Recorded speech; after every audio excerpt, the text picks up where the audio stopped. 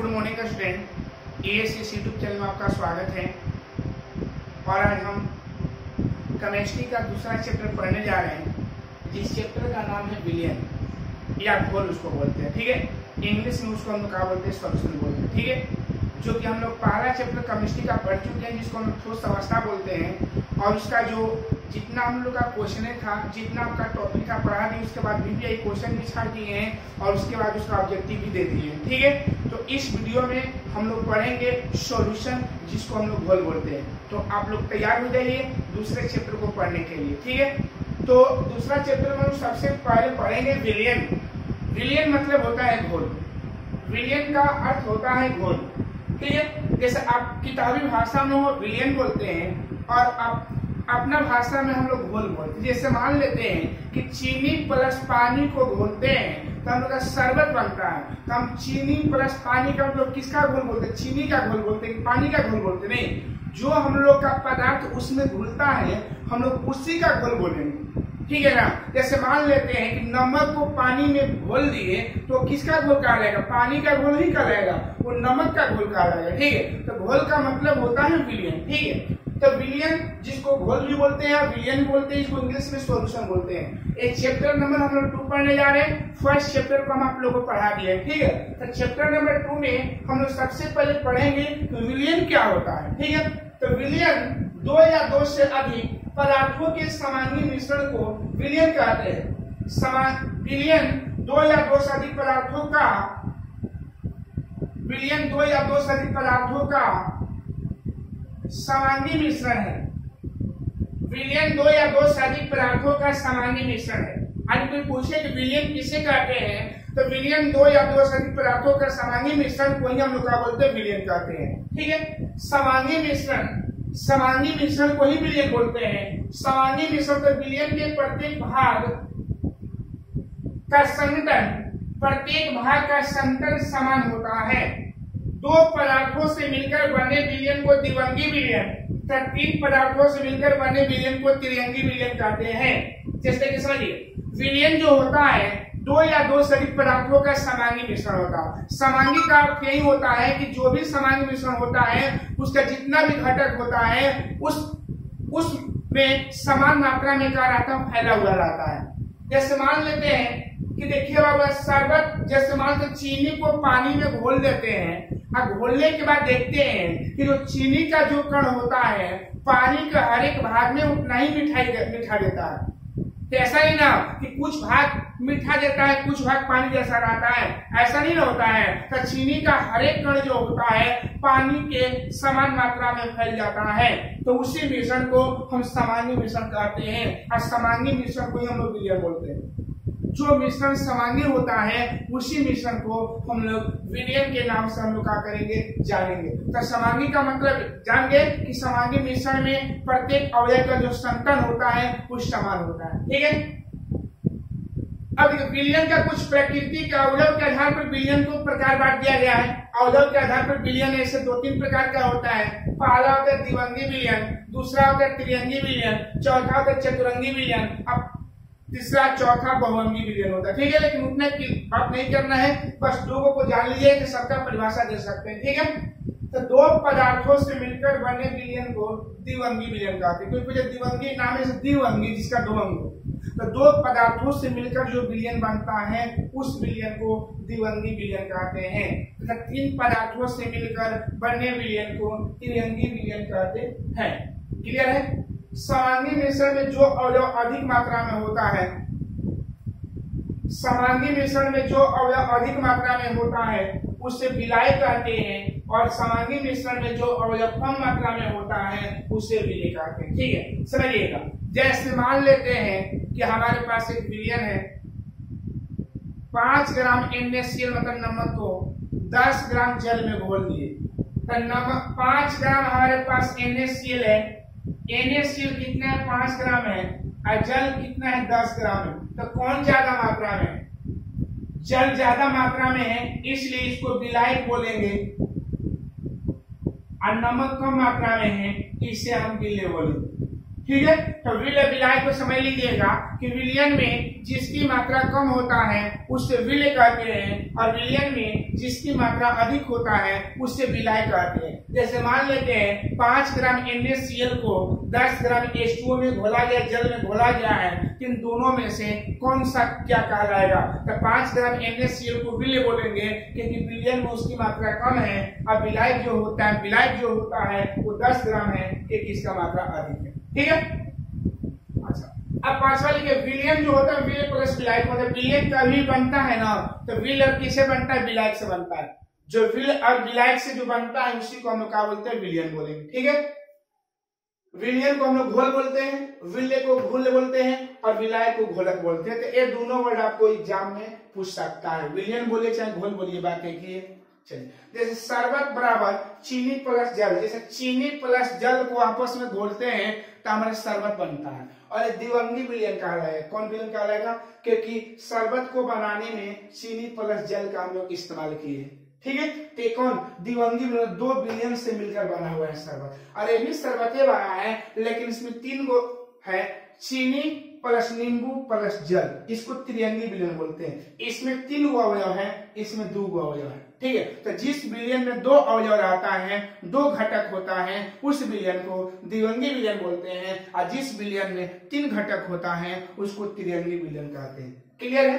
जैसे देखिएगा, मान लेते हमारे पास से जल है, और जल में NaCl को इसमें घोला गया है। तो जल में NaCl को घोला गया है, तो याद रखिएगा जिसको घोला जाता है उसको विलय कहते हैं, और जो घोलता है उसे विलाय कहते हैं। क्लियर है? क्लियर हो गया? विलय किसे कहते हैं? तो जो पदार्थ विलयन में जो पदार्थ घुलता है उसे विलय कहते हैं, और विलयन में जो पदार्थ को घोलता है उसे विलाय कहते हैं।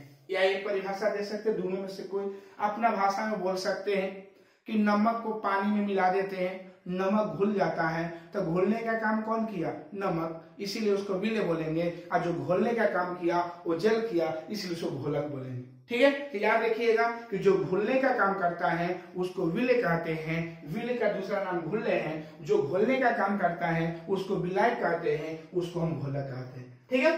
तो समझ गए होंगे कि विलयन किसे कहते हैं? तो यही बोलिएगा कि विलयन 2 या 2 से अधिक पदार्थों का समांगी मिश्रण है। समांगी मिश्रण के प्रत्येक भाग का संतुलन समान होता है। 2 पदार्थों से मिलकर बने विलयन को द्विअंगी विलयन कहते हैं। तो 3 पदार्थों से मिलकर बने विलयन को त्रिअंगी विलयन कहते हैं। ठीक है। त्रिअंगी विलयन में, जिसमें कोई पूछे त्रिअंगी विलयन में कितने घटक होते हैं, अवयव होते हैं? 3। द्विअंगी में 2, चारंगी में 4, बहुअंगी में बहुत सारे होते हैं, 4 से अधिक होगा।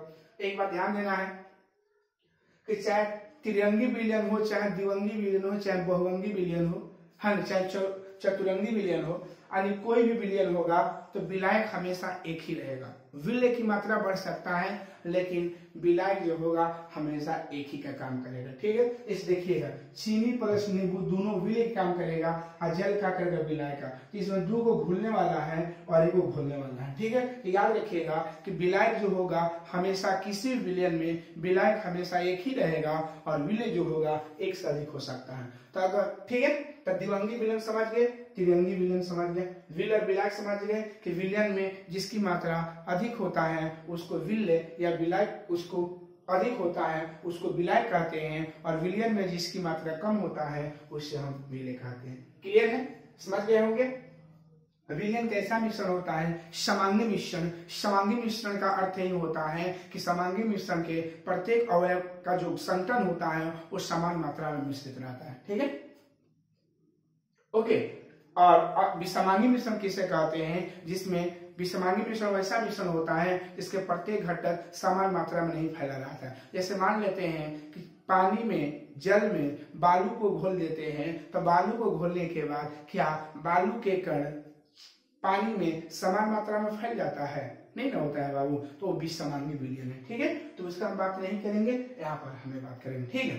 चलिए एक और पॉइंट बात करने जा रहे हैं बाबू। एक और इसमें पॉइंट है,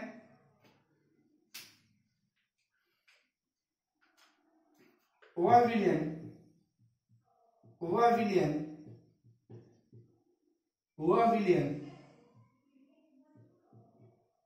जिसमें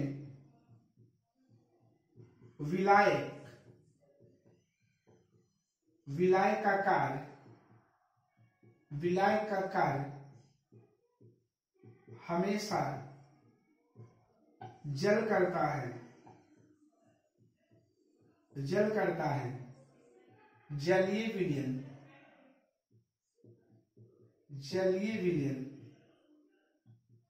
कहलाता है।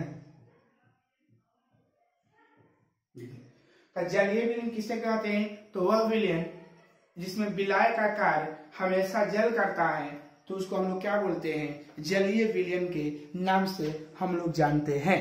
क्लियर है? तो कोई पूछेगा कि जलीय विलयन किसे कहते हैं, तो वह विलयन जिसमें विलायक का कार्य जल करता है उसको हम जलीय विलयन के नाम से हम लोग जानते हैं। तो एक क्लियर हो गया। फिर एक बार रिपीट कर दे रहे हैं। कोई पूछेगा कि द्विअंगी विलयन में कितने घटक होते हैं? 2। त्रिअंगी विलयन में कितने घटक होते हैं? 3। विलयन कैसा मिश्रण है? समांगी मिश्रण। विलय किसे कहते हैं? तो समांगी मिश्रण को ही हम लोग विलयन बोलते हैं। ठीक है? तो समांगी मिश्रण में या विलयन में जिसकी मात्रा कम होती है उसको विलय कहते हैं, और समांगी मिश्रण में जिसकी मात्रा अधिक होती है उससे विलायक कहते हैं। क्लियर है? उसके बाद बताए थे कि विलयन जो होता है विलय प्लस विलायक से मिलकर बना होता है। ठीक है? और जलीय विलयन किसे कहते हैं? तो वह विलयन जिसमें विलायक का कार्य हमेशा जल करता है उसे हम जलीय विलयन कहते हैं। क्लियर है? चलिए, तो ध्यान रखिएगा। एक और एग्जांपल समझ लिया जाए। जैसे मान लेते हैं बाबू, हम 2 ठो लिए, 2 बीकर लिए हैं। ये बीकर है, एक और बीकर लिए हैं। दोनों में जल भरा हुआ है। दोनों, इसमें जल 50 लीटर है और इसमें भी जल 50 लीटर है। दोनों में आयतन कितना है? 50 लीटर है। इसमें क्या कर दिए? इसमें 5 ग्राम NaCl को घोल दिए और इसमें 10 ग्राम NaCl को हम क्या कर दिए? घोल दिए। तो देखिएगा, अब यहां पर बात करना होगा कि ये विलायक है, ये जल विलायक है और ये हम लोग का विलय है। यहां भी जल विलायक है और ये क्या है? विलय है, घोला गया है। चलिए, तो अब बात रहा कि मान लेते हैं कि हमारे पास 2 बीकर हैं, दोनों में 50 लीटर पानी भरा हुआ है और दोनों में हम 5 ग्राम 50 मिलीलीटर कर दीजिए। 50 मिलीलीटर ज्यादा हो जाएगा लीटर, है ना? दोनों में 50 मिलीलीटर पानी भरा हुआ है। अच्छा, एगो में 5 ग्राम NaCl है और एगो में 10 ग्राम NaCl है। तब यहां बताना होगा कि कौन सा हम लोग का विलयन गाढ़ा होगा और कौन सा विलयन गाढ़ा नहीं होगा। ठीक है? तो देखिएगा, तो जो विलयन ये हम लोग का गाढ़ा होगा, इसलिए इस विलयन को हम लोग सांद्र विलयन कहते हैं। कौन विलयन कहते हैं? सांद्र विलयन कहते हैं। ठीक है? और इसको बोलते हैं हम लोग तनु विलयन कहते हैं। कौन विलयन? तनु विलयन कहते हैं। तनु विलयन कहते हैं। ठीक है? क्योंकि ये वाला हम लोग का विलयन जो बनेगा वो क्या होगा? गाढ़ा नहीं होगा। ये वाला विलयन थोड़ा गाढ़ा होगा। ठीक है? तो जो विलयन गाढ़ा होता है उस विलयन को हम लोग सांद्र विलयन कहते हैं, और जो विलयन पतला होता है उसको हम लोग तनु विलयन के नाम से क्या करते हैं? जानते हैं। क्लियर है? जैसे मान लेते हैं कि 1 लीटर पानी है और 1 लीटर पानी में हम 5 ग्राम का चीनी डाल दिए, और 1 लीटर पानी है उसमें 200 ग्राम चीनी डाल दिए, दोनों को घोल दिए, दोनों के विलयन को बनाए। अब बताइए कि कौन सा पानी ज्यादा मीठा होगा, कौन सा ज्यादा शरबत मीठा होगा? जो 10 ग्राम 250 ग्राम से 10 ग्राम डालेंगे वो, और वो कम होगा। तो अपने भाषा में बोलेंगे कि वो पंछुछर है और ये क्या है? मीठा है। ठीक उसी प्रकार कि जिस विलयन में अगर विलय की मात्रा कम होता है और विलायक की मात्रा काफी ज्यादा होता है तो उसको हम तनु विलयन बोलते हैं। ठीक है? लेकिन इन सब चीजों को अच्छा से समझने के लिए हमको बताना होगा कि उसमें विलय कितना है, कौन विलय है और कौन विलायक है उस विलयन में, उस विलियन में कौन कितना मात्रा में प्रेजेंट है, कौन कितना है ना, उसको समझने के लिए हमको विलियन के सांद्रता पद को बताना होगा। जैसे मान लेते हैं कि 1 लीटर शरबत है, 1 लीटर का है वो शरबत है, ठीक है, 1 लीटर हमारे पास का है शरबत है। शरबत मान लेते हैं चीनी प्लस किससे बना हुआ है, चीनी प्लस जल से बना हुआ है। तब 1 लीटर शरबत में हम लोग बताएं कितना चीनी और कितना जल है। उन सभी चीजों को बताने के लिए हम लोग विलियन के सांद्रता पद को पढ़ना पड़ेगा। तो विलियन के सांद्रता पद को हम लोग क्या करेंगे, पढ़ेंगे। क्लियर है? तो विलियन की सांद्रता पद, ओके। तो विलियन की हम सांद्रता पद अब हम लोग क्या करने जा रहे हैं, पढ़ने जा रहे हैं। तो विलियनों के सांद्रण की इकाई व्यक्त करना। तो विलियनों की सांद्रण इकाई व्यक्त करने के लिए सबसे पहले रसायन शास्त्रियों ने ये बताया था कि मान लेते कि हमारे पास कोई विलियन है, तो उस विलियन में हम लोग का विल्य कितना मात्रा में उसमें उपस्थित है, उन सभी चीजों को जानने के लिए रसायन शास्त्रियों ने विलियन के सांद्रण इकाई व्यक्त करने की कुछ विधियां को बताया गया। ठीक है, जो विधियां इस प्रकार है। तो विलियन के सांद्रण की इकाई व्यक्त करना, ठीक है। तो विलियनों के सांद्रण की इकाई व्यक्त करने की निम्नलिखित विधियां हैं। पहला है द्रव्यमान प्रतिशत, इसको इंग्लिश बोलते हैं परसेंटेज बाई मास। इसको लिख लीजिए, इंग्लिश लिखना चाहते हैं तो परसेंटेज बाई मास, इसको इंग्लिश में बोलते हैं परसेंटेज बाई मास। तो परसेंटेज बाई मास का मतलब ये होता है कि 100 ग्राम विलियन में किसी विल्य की घुली हुई ग्राम में मात्रा को, यानी मान लेते कि हमारे पास विलियन 100 ग्राम का है और 100 ग्राम विलियन में अगर विल्य पदार्थ की जितनी मात्रा ग्राम में घुली हुई है, उन्हीं मात्रा को हम उसका द्रव्यमान प्रतिशत के नाम से कहा करके जानते हैं। और द्रव्यमान प्रतिशत को W से सूचित किया है। इसको वेट बाई वेट बोलते हैं। इसको इंग्लिश में वेट बाई वेट बोलेंगे। क्या बोलेंगे इसको? W मतलब वेट होता है, तो वेट बाई वेट बोलेंगे। ओके, तो इसे W बाई W से सूचित किया जाता है। द्रव्यमान प्रतिशत बराबर होता है विल्य का द्रव्यमान बटा में विलियन का द्रव्यमान गुने का होता है 100।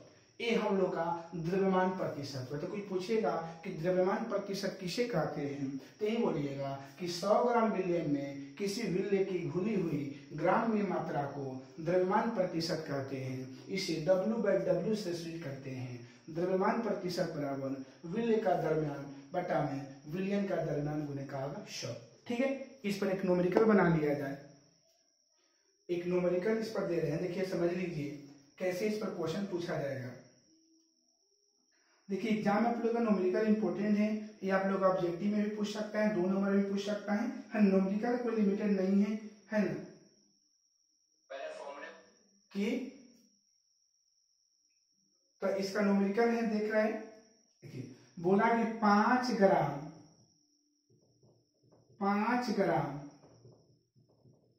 NaCl को 5 ग्राम NaCl को 150 ग्राम, छोटे ग्राम ही लिख रहे हैं इसे, 15 ग्राम NaCl को 150 ग्राम जल में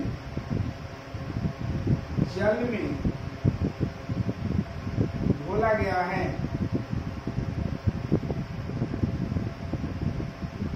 जल में घोला गया है तो NaCl का द्रव्यमान प्रतिशत ज्ञात करें। NaCl का द्रव्यमान प्रतिशत ज्ञात करें। ओके, हम लोग न्यूमेरिकल कभी बनाते हैं तो न्यूमेरिकल बनाने में क्या उत्तर नहीं लिखते हैं, ध्यान रखिएगा, हल लिखते हैं। क्या लिखते हैं? हल। उत्तर हम लोग का लास्ट में आता है। ओके, तो जब इसका हल करेंगे तो ध्यान दीजिएगा बाबू, इसका हल हम लोग हल करने जा रहे हैं। देखिए हल करेंगे तो 15 ग्राम NaCl को 150 ग्राम जल में घोला गया है, तो विल्य का काम कौन करेगा? NaCl की जो कम है तो लिखिएगा विल्य का द्रव्यमान। विल्य का द्रव्यमान कितना है? विल्य का द्रव्यमान जो हो जाएगा 15 ग्राम है, और विलाय का कितना हो जाएगा, विलाय का द्रव्यमान, विलाय का द्रव्यमान कितना 150 ग्राम है। चलिए अब हम लोग दोनों क्लियर हो गया। तो हम लोग का जो द्रव्यमान परिचय का जो फॉर्मूला होता है, तो विलेय का द्रव्यमान बटा विलयन का द्रव्यमान, तो विलयन का द्रव्यमान चाहिए, तो विलयन का द्रव्यमान आप लोग निकालने जानते हैं। विलयन का द्रव्यमान बराबर आप लोग पढ़ते हैं कि विलयन जो बना होता है किन किन चीजों से बना होता है, विलेय प्लस विलायक से, विलेय का द्रव्यमान प्लस विलायक का द्रव्यमान इन होता है बाबू। तो विलेय कितने 115 ग्राम और प्लस 150 ग्राम, तो कितना हो जाएगा 165 ग्राम।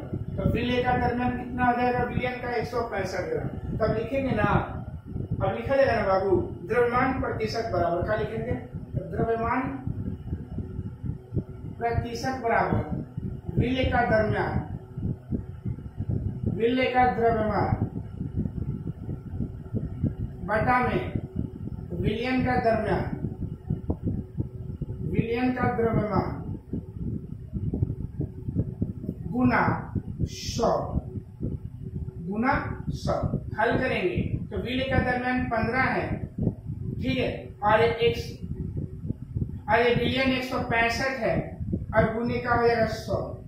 ये भी ग्राम है, ये भी ग्राम है, तो ग्राम से ग्राम कट जाएगा, तो 15 बटा में 165 गुने 100 हो जाएगा। तो याद रखिए, कटाइए, ऊपर जब कटाया जाएगा तो 1500 बटा में 165, ठीक है, 1500 बटा में 165, इसको भागा दे दिया जाए। आप पूरा कटाकर भी भागा दे सकते हैं, चाहे डायरेक्ट भी दे सकते हैं, उससे कोई दिक्कत नहीं है, ठीक है। तो भागा दिया जाए तो 1500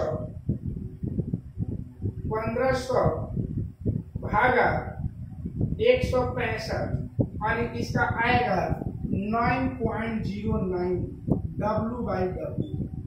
क्या बोलेंगे इसको, 9.9%, इसको W/W, ठीक है, वेट बाय वेट बोलेंगे, ठीक है। तो यही हुआ हम लोग का द्रव्यमान प्रतिशत। कौन प्रतिशत है, द्रव्यमान प्रतिशत है। और एक और बात याद रखिएगा कि द्रव्यमान प्रतिशत जो होता है उसका इकाई नहीं होता है। देख लीजिए, ग्राम से ग्राम कट गया, कोई हमारा राशि यहाँ पर बच रहा है, नहीं रहा है, क्या लिख सकते हैं कि अतः यह इकाईहीन राशि है,